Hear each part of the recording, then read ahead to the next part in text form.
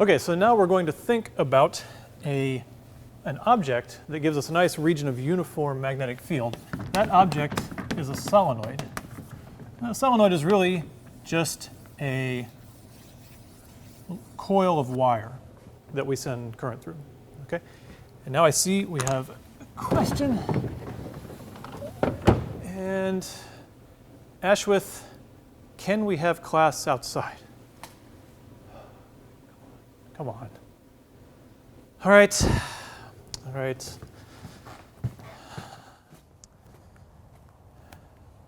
All right, you asked for it. Here we are in the academic quad of Rice University. We've got our founder, William Marsh Rice, watching over us as we do this lecture. He's actually here in more ways than you know. He's actually buried back there. So perhaps this is not the most respectful physics lecture we've ever had. So what we're going to talk about, though, is creating a uniform magnetic field. So one way to create a uniform magnetic field is just to stand here on the Earth. We are bathed in a uniform magnetic field pointing north. The problem is you can't really change it. You're stuck with this one field, and it's pretty weak, you know, just a Gauss, few Gauss. So we want to think about the device that we use to create a uniform magnetic field, and that is a solenoid. So a solenoid is a cylindrical coil of wire.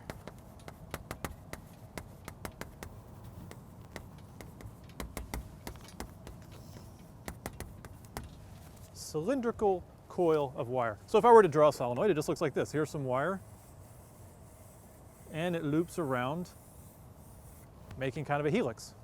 And if you want to make a field, you just send a current through it. Now, a real solenoid that you might use to create a magnetic field is actually one more thing we should add. It's a tightly wound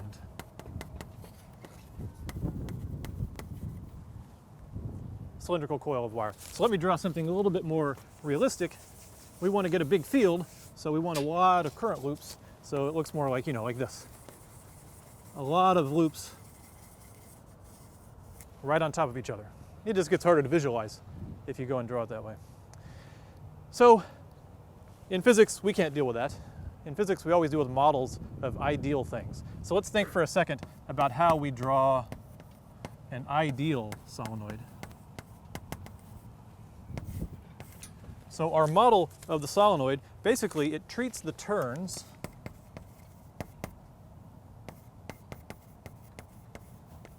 as individual loops.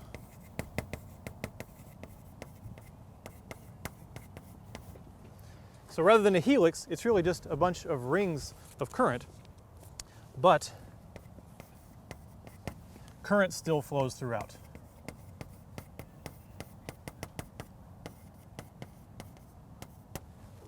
So just because they're isolated, we still imagine a current I making its way through the solenoid. So now if we think for a second about the magnetic field of a current loop again, here is sort of a current loop cut and shown in cross section. The current might go in here, or I'm sorry, come out here, and it'll go back in here. So it's a full loop. I'm just showing it to you in cross section. If it does that, the current does that, we know the magnetic field in the center will point up. We have calculated the magnetic field in the center of a loop, and it's right there at some value sticking up. If you go off axis, it kind of does this. We've kind of drawn this many times. It kind of goes like that, and it goes like that, and we know everything about the magnetic field is loopy. If you have a current loop, then you get a magnetic field that also makes a loop. And then in the middle, it just sticks up. Okay? So let's think about then how we actually draw then an ideal solenoid. This wasn't an ideal solenoid. This was a single current loop. So let's look at one. Pretty much we just draw circles to represent the cross sections on one side, and then circles to represent the cross section on the other side. And we put something to indicate the direction of the current. So these dots and X's usually mean vectors, but for now we're just talking about the direction of the current. And if it's a detailed drawing, you might even show the backs of the wires, like this. So here is probably, whatever book you're using, draws something like this to represent an ideal solenoid. Or they might leave the wires off. So you're looking at it in cross-section, and you can use the right-hand rule to figure out probably what this field is going to do. Your fingers come out and go in, it's going to make a magnetic field up. So our job now is to figure out what is the magnetic field in and around a solenoid. Let's look at the magnetic field B of an ideal solenoid. So first I'm going to draw one kind of like I did just a minute ago. 1, 2, 3, 4, 5, 6, 7, and we'll have it come out this way. Current's coming out on this side, going in on this side. Let's see, so the current is going in and then coming out, current I. So to start, we're actually not going to calculate the magnetic field. I'm going to basically tell you what the magnetic field does, and then we'll go through and kind of prove it, okay? So the magnetic field inside we can get from the right-hand rule. We've added a bunch of current loops. If they come out here and go in there, it's up. So what you get is a fairly uniform field up on the inside. We'll calculate the amount, the magnitude of the field in a minute. What you also get, though, is essentially no field on the outside. A very small field, almost nothing. And this really bothers people. So I want to spend a few minutes thinking about this and really proving, or not proving, but really convincing you that there's not going to be much of a field outside. So first, let's consider two loops.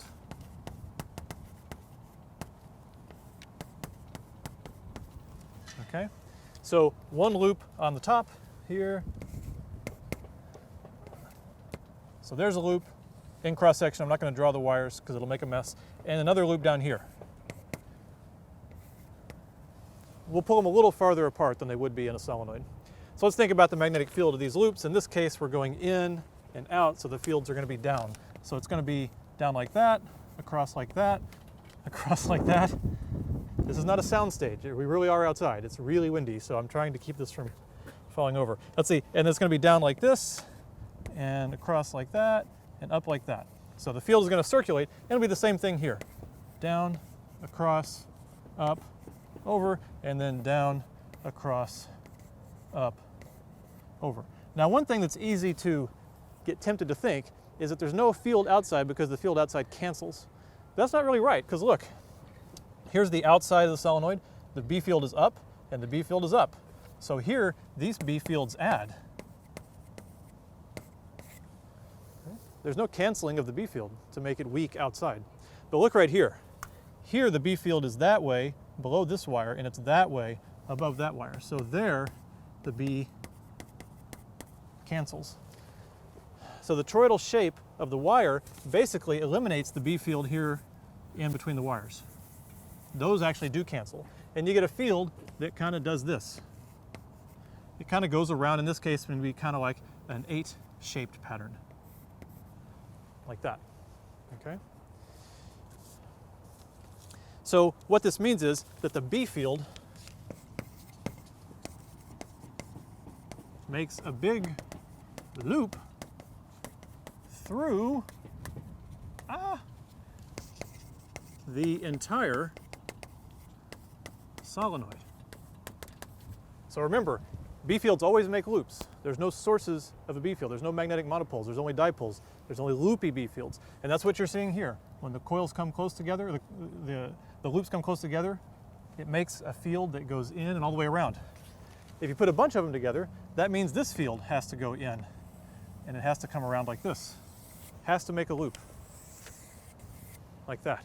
And if we were to make, say, 5 of them, this one would come around, and it would do basically this. And this one would go around, and it would do that. And then this one is going to have to go one way or the other. Let's say it goes this way. Would do that. So you can divide up, you can do as many field lines as you want. You can say it's 5, you can do 10, draw as many field lines as you want, but they have to go all the way. If they come out, they have to loop, and they have to come back in. So let's see what that tells us. That tells us that you have a finite magnetic field inside the solenoid, because there's a finite area here inside the solenoid, and there's a finite number of loops. So if you want to think about the field strength, it's the number of field lines per unit area. So if we think of this in, well, we're in cross-section. If we look down the solenoid, we have some area, we have a bunch of lines going through it, that's the magnitude. It is what it is. These lines have to go through this finite area. When they come out, magnetic field lines like to spread out, okay? And when they come out, they can spread into a much larger area. They don't have to stay so close together. They only have to come close together when they go back in the solenoid again. So when they're out here, suddenly the field lines per unit area goes way down. Right? It's much lower. And you could say it's not 0. I said it was 0. Well, no, I said it was almost 0. Okay? So the longer the solenoid gets, the more the field lines ends up spreading out. So if the solenoid is sort of an ideal solenoid and essentially infinitely long, then those field lines go really far away before they come back in. And when a finite number of lines goes really far away, they spread way out. So the number of lines per unit area gets smaller because it's a finite number of lines in a huge area. So that's to give you some intuition of why the magnetic field goes down. You have to accept that outside the magnetic field likes to spread out. Okay? So now that we have some appreciation for the solenoid, what its field looks like, let's do Ampere's law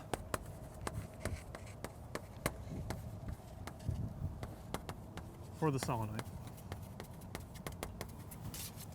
Okay. Now this solenoid, we need to give it some properties, so let me just draw it first. We have our loops,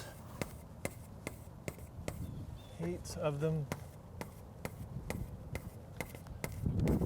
and we can have it come out on this side and in on this side. All right, and let's say it's carrying a current I. Current I is coming in and going out, steady current in the solenoid. Let's say in some length L, so it's actually a nice long solenoid, but let's say in some length L there are N turns, big N turns. Just to give us some idea of the density of the turns in the solenoid. Okay, so in Ampere's law, what we got to do is draw an Amperian loop. Okay, so we're going to draw one that's inside the solenoid and covers the length L and then goes outside the solenoid, like that. Okay, and we're going to do what we always do when doing our nice symmetric vector calculus. We take the integral and turn it into several terms, one for each side of this Amperian rectangle here, and we say, okay, we know the real thing we're looking for is the integral of b dot ds equals mu naught I. So this integral is around a closed loop. We're going to break it up into 4 integrals, one for each piece. Okay, so first let's do number 1. So the integral, I'll just put a 1 there, along path 1 of b dot ds plus, well, I'll just write them all, integral of 2 b dot ds plus integral path 3 b dot ds plus integral of path 4 b dot ds. Okay, let's figure out what all these things are. So the integral of path 1. So I'm not even going to make you assume that the B field is constant all the way inside the solenoid. I'm just going to say we know that it's going to go this way. We know it's going to uniformly point in this direction. So if we march ds along the path that way, then B is always parallel to ds. The answer to this is basically B times L. If we just assume B is constant when you go this way, we go distance L, this is BL. Okay? The second one, 2, is going this way. We know that the B field has to be this way because of the way the current loops make a field. So this one is at 90 degrees to the B field when you're inside, and the B field is very small, essentially 0 when you're outside. So this one is 0. Okay?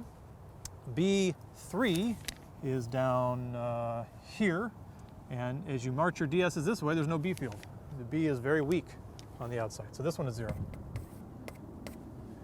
And then finally, we come marching in here, out here, there's essentially nothing, no B field, and when you get in, there's a B field, but it's perpendicular to the DS's, so 0. So all the terms are 0, except B1, only the term when you go along the inside of the solenoid. Okay, so let's see, except, let's see, so let's say BL equals mu naught, but how much current is going through here? Oh, it's not just I. The current I flows through every turn of the wire, right? The total current in this loop is some number of turns times I, right? So BL mu naught, it must be in the total number of turns in this length L would be the total current, right? So now we can then say, then the B field inside the toroid is mu naught big N over L I. So it only depends on the permeability of free space, the current, the current in the solenoid, the number of turns per unit length, the density of turns. Well, actually, we often give that its own little variable. We call that little n. So the answer usually you'll see is mu naught little n I. Often in physics, a little windy.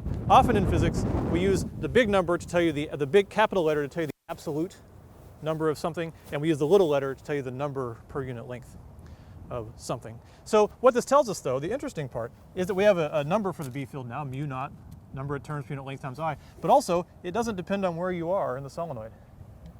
Nothing we did ever said if you're in the center or near the edge, and what Ampere's law is telling you is that the B field is uniform as you move around in the solenoid. It always points up, and it's the same magnitude here, as it is here, as it is here, as it is here. Even though that magnitude changes in a single loop in the solenoid, it all becomes equal. And you can kind of see it in terms of field lines. All those field lines are going to distribute evenly inside the solenoid. So there is a close cousin to the solenoid called toroid. So a toroid is basically a solenoid that's turned into a circle. You often wrap it on a core, a toroid-shaped core. So you often wrap the wire on there because it makes it easier to form the shape and also makes it easier to draw. So I'm going to have my wire come in and go like this, like that. So you can see, like the solenoid, it is loops of wire going around. And you send the current in like that, and the current comes out like that. Okay? And for this one, we're just going to say we have N turns. We don't need to worry about the actual turns per unit length for now. Okay? So you can imagine this is going to do something pretty similar. This individual loop would make a field going around, and you add this one to make a field going around. Basically, this thing makes a magnetic field that goes around like that. It makes a magnetic field inside of whatever material you're using for the torus. So let's define it. So it's a ring-shaped solenoid.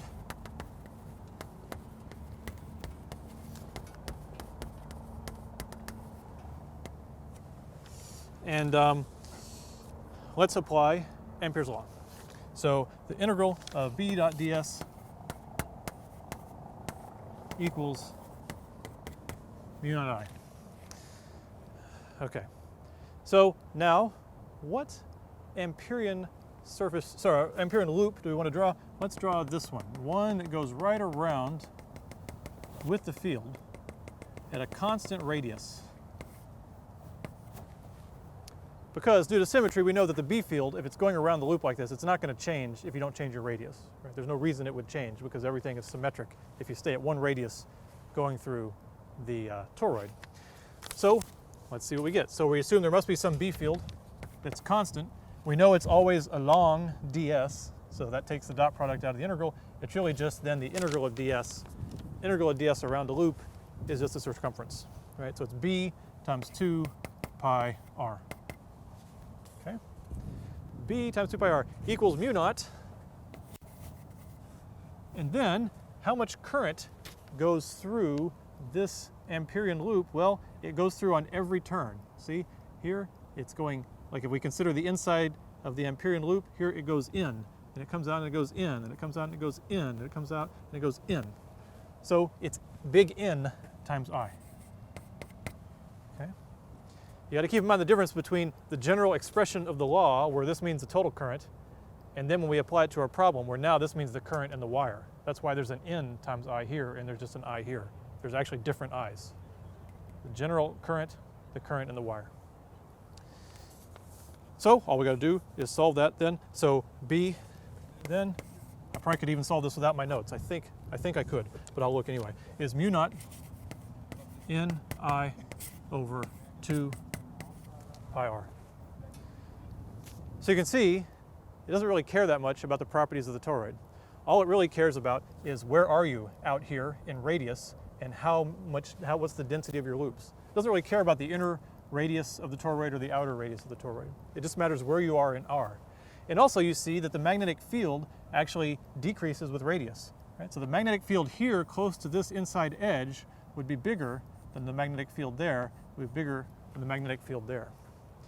But if you have a toroid where the little changes in radius are small, you know, if the toroid looks like this, and you wrap around something like that, then the change in radius is pretty small compared to how far out you are.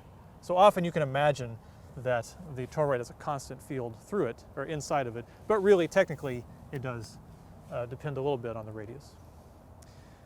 All right, so that's it on solenoids and toroids. I think we need to go back inside because it's a little windy, there's a lot of noise, a lot of distractions. We really have to focus on our physics. So let's get back to Hertzian Amphitheater.